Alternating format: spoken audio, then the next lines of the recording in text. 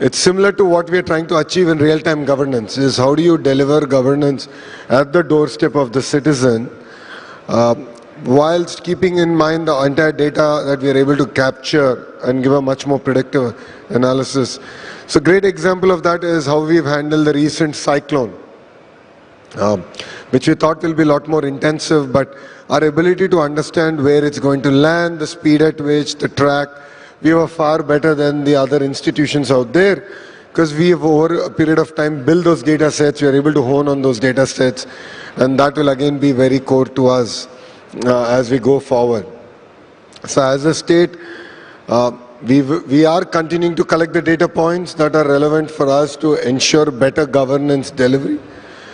But then yes, we also have to keep in mind the ethical framework on how this data is going to be used, and not be used against underprivileged sections of the society. So that's equally going to be important.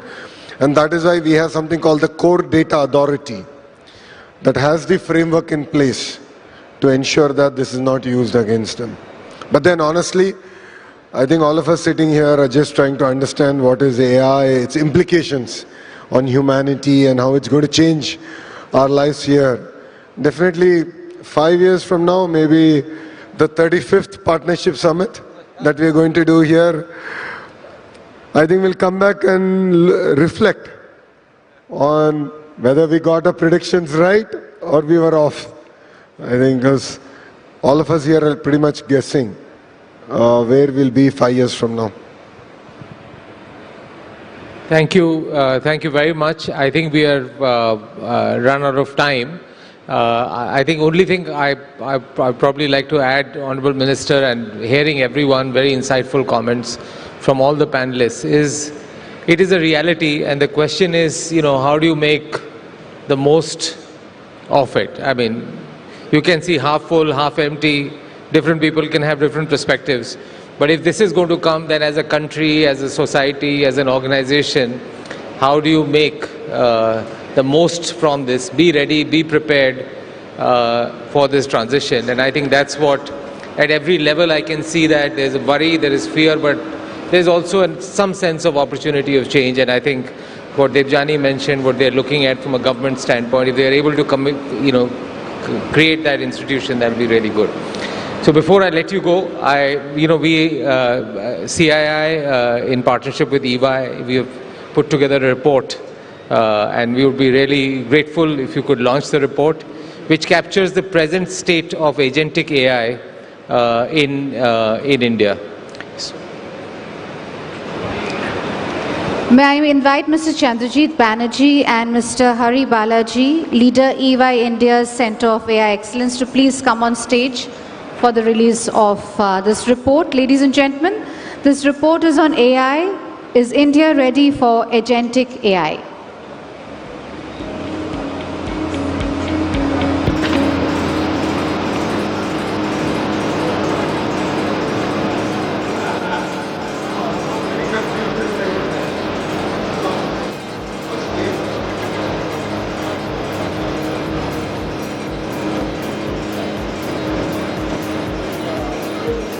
Ladies and gentlemen, the report on AI is India ready for agentic AI. Let's have a huge round of applause for the release of this very important report. Thank you, Honorable Minister, for doing the honors in releasing this report.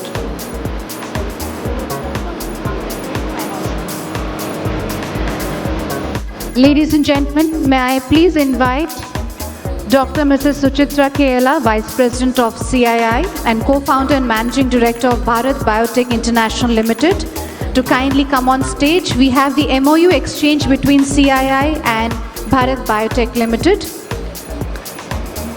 I request Ms. No, just wait. Now you go. Give this one to her and one to CBN. I'll request Mr. Chandrajit Banerjee, Director General of CII, to kindly join in for the MOU exchange. Ladies and gentlemen, this is between CII and Bharat Biotech Limited. Through this initiative, CII Bharat Biotech will equip 30,000 youth in Vijayawada with soft and employability skills and provide career counseling and placements over the next 5 years.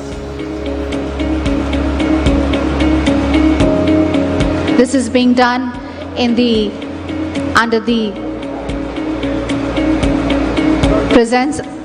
gracious presence of our Honorable Minister, the MOUs exchange between CII and Bharat Biotech Limited.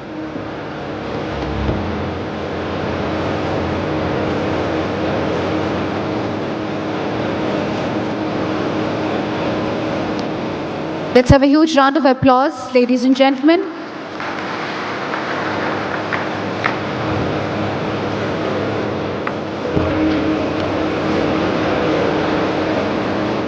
We will now present the mementos. May I please request President CII to kindly do the honors in presenting the mementos.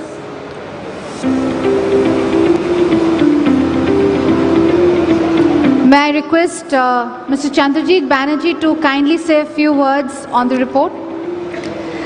May I please request President CII to kindly present a memento to Honorable Minister. Let's have a huge round of applause for Honorable Minister. He's indeed given a lot of his precious time and been deeply involved and participated in the sessions, giving his deep insights and guidance. He's doing the honors of presenting the mementos to all the speakers. After you're done, I just want to make it small. One block in one line.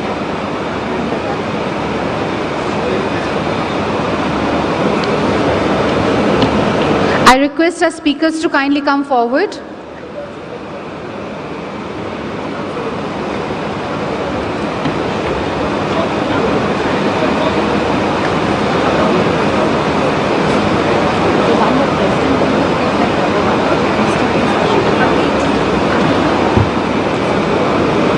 May I please request speakers to kindly come forward for the memento presentation.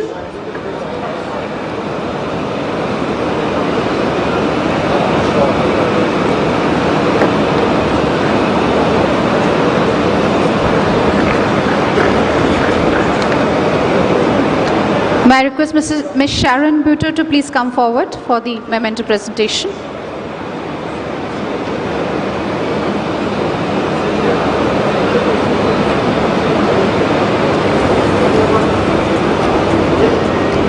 Can we have the applause going, ladies and gentlemen? And request President CII to please do the honors in presenting and while stating Honorable Minister.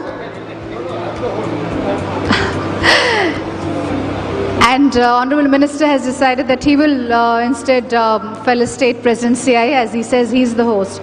Thank you, Honorable Minister. Ladies and gentlemen, a huge round of applause. Before we conclude this session, I just want to invite Dr. Mrs. Suchitra Kerala. She would be saying a few words regarding this very important MOU exchange. Madam, may I please request you to say a few words?